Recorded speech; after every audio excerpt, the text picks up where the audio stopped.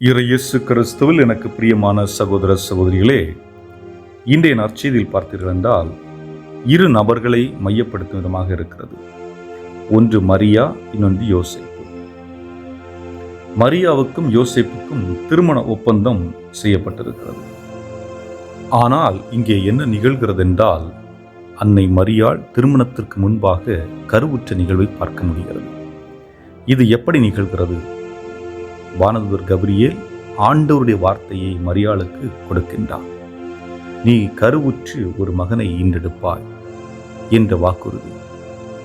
இந்த செயல் நமக்கு கடினமான ஒன்றாக தெரிந்தாலும் அன்னை மரியாள் மனமு வந்ததை ஏற்றுக்கொள்ளுகின்றார். ஆகவே நான் அன்னை மரியாவை என்ன சொல்லுவேன் என்றால், தைரியமிக்க பெண்மணி என்று சொல்லுவேன். காரணம் என்ன?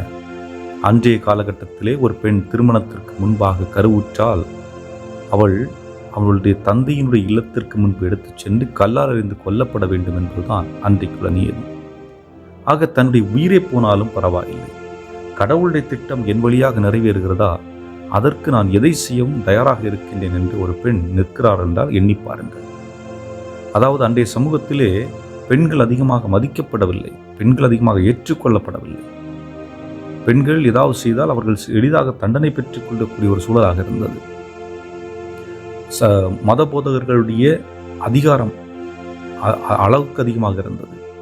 உரோமையர்கள் அவர்களை ஆட்டிப்படைத்துக் கொண்டிருந்தார்கள். இப்படிப்பட்ட சூழலிலே எதை பற்றியும் கலங்காமல், என் உயிரை போனாலும் பரவாயில்லை, ஆண்டவருடைய திட்டம் என் வழியாக நிறைவேற வேண்டும் என நின்னால் பாருங்கள். அதுதான் அன்னை மரியாளுடைய சிறப்பு. அடுத்ததாக பார்க்கின்ற பொழுது யோசேப்பு. அதாவது இந்த சூழல், அதாவது தனக்கென்று ஒப்பந்தமாகி இருக்கிற ஒரு பெண், தனக்கு தெரியாமலே கருவுற்றிருக்கின்ற ஒரு நிகழ்வு. இப்படிப்பட்ட சூழல் இன்று நிகழ்கிறது என்றால் நிச்சயமாக அங்கே பலவிதமான பிரச்சனைகள் உருவாதை பார்க்கின்றோம். அன்றைக்கும் நிச்சயமாக ஒருவேளை யோசேப்பு இதற்கு காரணம் நான் இல்லை என்றோ அல்லது வேறு ஏதாவது சொல்லியிருந்தால் அன்னை மரியாளுக்கு பிரச்சனை ஏற்பட்டிருக்கும்.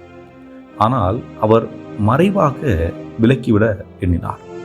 அதாவது இதனால் எனக்கும் எந்த பாதிப்பும் வரக்கூடாது, அந்த பெண்மனுக்கு மரியாவுக்கும் எந்த பாதிப்பும் வரக்கூடாது என்று ஒதுங்குவதற்கு முற்படுகின்றார். அப்பொழுதுதான் கனவில் அவருக்கு வானதூதர் சொல்லுகின்றார், தூய ஆவியால் நிகழ்ந்த ஒரு நிகழ்வு என்று சொல்ல, இது தன்னுடைய கடமை, நான் கடவுளுடைய திட்டத்திற்கு அடிபணிந்து செய்யக்கூடிய ஒரு உண்மை செயல் என்று நீதி உள்ளம் கொண்டவராக அந்த செயலை முன்னெடுத்து செல்லுகின்றார். அப்படிப்பட்ட ஒரு யோசிப்பைத்தான் நாம் இந்திய நற்செய்தியிலே பார்த்து கொண்டிருக்கின்றோம். அன்புக்குரியவர்களே, இந்த இரண்டு நபர்களும் ஒருவர் கடவுளுக்காக துணிந்து எதையும் செய்யக்கூடியவராக இருக்கின்றார், இன்னொருவர் கடவுளுக்கு கீழ்ப்படிந்து அந்த திட்டத்தை எடுத்துச் செல்லக்கூடியவராக இருக்கின்றார். ஆக இன்றைய நாம் கிறிஸ்துவனுடைய பிறப்பை எதிர்நோக்கி காத்து கொண்டிருக்கின்றோம். கிறிஸ்து நம்முடைய உள்ளங்களில் பிறக்க இருக்கின்றார் என்பதுதான். ஆக எனக்குள் கிறிஸ்து பிறக்க வேண்டும் என்றால் நான் இந்த இரண்டு நபர்களுடைய அந்த பண்பு நலன்களை எனக்குள் கொண்டிருக்க வேண்டும். ஒன்று, தைரியம் உள்ளவர்களாக இருக்க வேண்டும், உண்மைக்கு தைரியம் உள்ளவர்களாக, கெட்டதை செய்வதற்கு தைரியம் உள்ளவர்களாக அல்ல, நல்லதை செய்வதற்கு தைரியம் உள்ளவர்களாக, உயிரே போனாலும் துணிந்து நிற்க வேண்டும் என்பது முதலாவது. இரண்டாவது, கீழ்ப்படிவது. கீழ்ப்படிதல் என்று சொல்லுகின்ற பொழுது உண்மையை செய்வதற்கு, நல்லதை செய்வதற்கு, எந்த தடங்களுக்கும் எந்த பிரச்சனைகளுக்கும் முக்கியத்துவம் கொடுக்காமல் எதற்கு நான் கீழ்ப்படிந்திருக்கின்றனோ அதை எந்த பிரச்சனை வந்தாலும் நான் எடுத்துச் செல்ல வேண்டும் என்ற ஒரு கீழ்ப்படிதல். ஆகிய அத்தகைய பண்பு நலன்களை நாம் இங்கே பார்க்க முடிகின்றது. ஆகவே அன்புக்குரியவர்களை சிந்தித்து பார்ப்போம். நம்முடைய வாழ்க்கையிலே நாம் அன்னை மரியாள் போன்றோ அல்லது யோசேப்பு போன்றோ வாழ்ந்து கொண்டிருக்கின்றோமா? கிறிஸ்தவர்கள் என்று சொல்லிக் கொள்ளுகின்றோம், அடிக்கடி ஆலயத்திற்கு வருகின்றோம், திருப்பலியில் பங்கெடுக்கின்றோம், ஜெபமாலை சொல்லுகின்றோம். ஆனால் நம்மிடம் இவர்களிடம் இருந்த அந்த உண்மைத்தன்மை இருக்கிறதா? இவர்களிடம் இருந்த விசுவாசம் இருக்கிறதா? இவர்களிடம் இருந்த கீழ்ப்படிதல் ஆற்றல் இருக்கிறதா? இவர்களிடம் இருந்த தியாகம் இருக்கிறதா? இவர்களிடம் இருந்த அன்பு இருக்கிறதா? அப்படி இருக்கிறதென்றால் நாம் நேரிய கோட்டில் செல்லுகின்றோம் என்று பொருள். இல்லை என்றால் நாம் தவறை இழைத்துக் கொண்டிருக்கின்றோம் என்று பொருள்படும்.